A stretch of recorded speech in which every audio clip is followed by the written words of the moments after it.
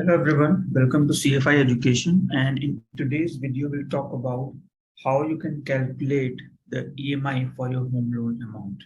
So for that we need some information. The first thing that I've taken is loan amount. So suppose you have a loan amount of 60 lakh for your home. Second is the rate of interest. The rate of interest is 7.5, which is annual interest. Monthly basis it is 0.6. Then you have tenure. You have taken a 20-year loan for this home loan, and if I convert it to monthly, it will become 240 months.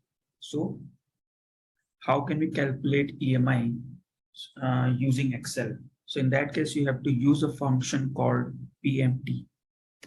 So in PMT, if I just write is equal to PMT and then bracket open, so Excel is asking me for a rate. So rate means rate of interest. So I need to take a monthly rate of interest because I am calculating a monthly EMI. So do not take annual rate of interest, comma, NPER. NPER means number of periods. So in that case also I have to take monthly tenure instead of an annual one because we are looking for a monthly EMI.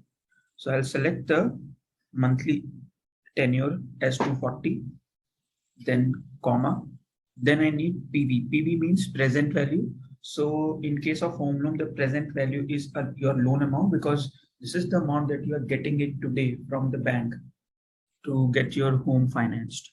So this will be your present value, comma, future value. So in future, in home loan case, we do not have any future value. So I will say it 0, then again comma, then I'm asked whether it is 0 or 1.